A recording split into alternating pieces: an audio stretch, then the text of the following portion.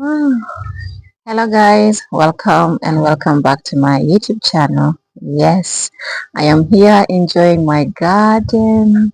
Yeah, every time I'm in the garden, I'm really happy and look around me, it's just so beautiful. The shade is very cool and yeah, just being surrounded by nature is beautiful. I like to be in the garden if I can, and today I'm here. My name is Lois and welcome back to my YouTube channel. For the new subscribers, thank you so much for subscribing and please feel welcome. And those who may come across this video, please subscribe if you haven't already. If this is a kind of content that interests you, we are all about urban farming, but every now and then we venture into other things. Yes, we have been promoting and advocating for urban farming, but I think that we have forgotten to talk about two very important things, and those are food preservation and processing. I think urban farming goes hand in hand with those two things. In the urban setting, we mostly grow food for home consumption, but for those who are able to, they can also sell. Most times we have harvests that are in excess that need to be preserved or processed into other things. So it's very important for us as urban farmers to know these things and what to do with our excess food.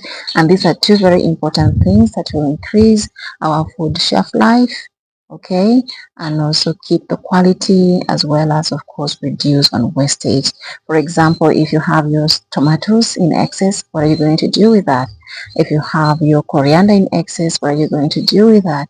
So these are very important things that we need to discuss so that we reduce on wastage and also extend the shelf life of food as well as maintain their quality.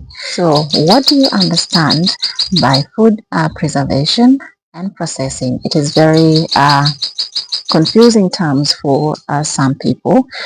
So food preservation involves things that we do to prevent spoilage of food. Like for example, we refrigerate, we salt, we sun dry, all the things that we do to prevent spoilage. I think I made a video not so long ago when I was trying to preserve, was it coriander? Yeah, so oftentimes you're going to find these things which are in excess and you don't know what to do with them. That is why it is very important for us as urban farmers to know what these terms are and what we are expected to do when we have this excess foods. With processing, it involves transformation of a particular product into another, just like corn into flour. We call it posho. In Kenya, they call it ugali. So these are two different terms, but very important in helping us deal with excess harvest from our gardens, mostly to reduce on wastage. Okay, so let us discuss how you preserve your food or process your food, whatever you grow in your garden. Leave those comments in the comment section. It is a discussion that we have to make. I learn from you, you learn from me. So today I am going to particularly share how we preserve sweet potatoes. That is the simplest I can think of right now, but there are many ways and many things that we preserve or process in different ways. So for example, the sweet potatoes, most times you find that the sweet potatoes are already very mature and they can't be kept in that. You can't leave them in the garden anymore, otherwise they get rotten. So the other option is to just harvest all of them. But what do you do with all of that? Okay, you cannot leave them fresh, you cannot eat all of them. So what we do is harvest all other sweet potatoes to prevent, of course, spoilage or rotting in the garden, and then we peel them, we slice each and every one of them, and then of course sun dry them. We call it amukeke, and I'm going to walk you through what amukeke looks like. It is just the dry sweet potatoes that is preserved for future use. It is very delicious. It's a delicacy in Teso, And I hope that you can also do it yourself and enjoy our traditional meal. So let me take you through what a mukeke looks like and how we prepare them during scarcity.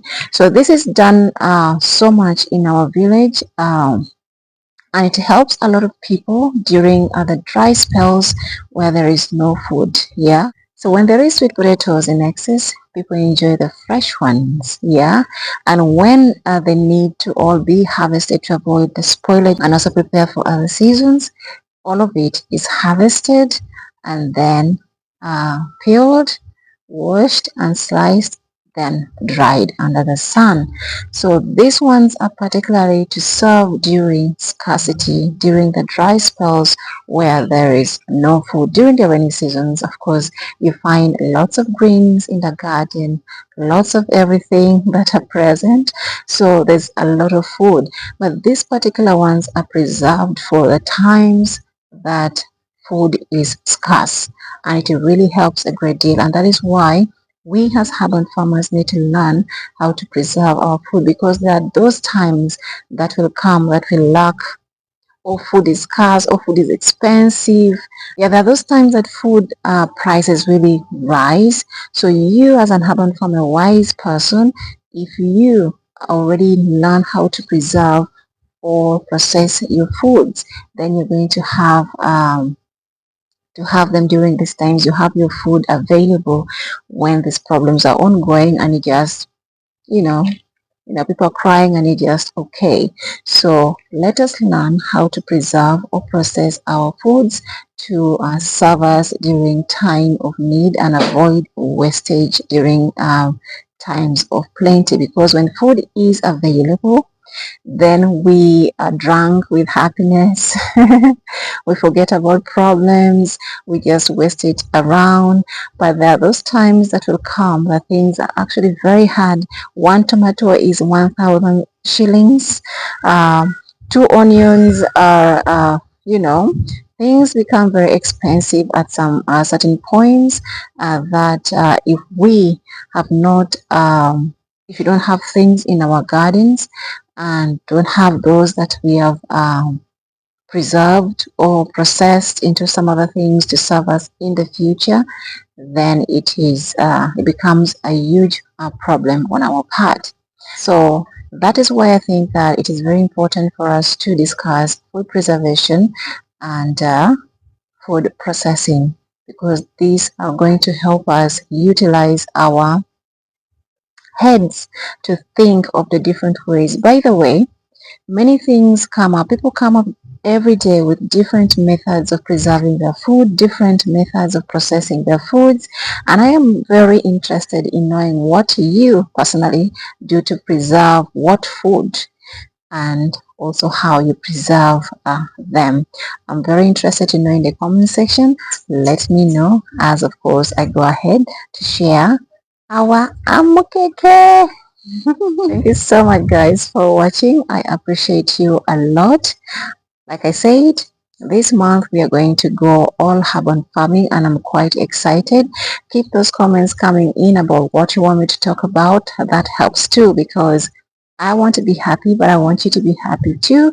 We learn from each other every day. That is what is important, why it is very interesting to engage with you, because I get to learn so much from you too. I give my best, but I know that you give me your best too, and we'll learn from each other. And I hope that that spirit continues so that we can grow together. Again, thank you so much for watching. I appreciate you. So let us take a look at what a mokeke looks like and how we prepare it.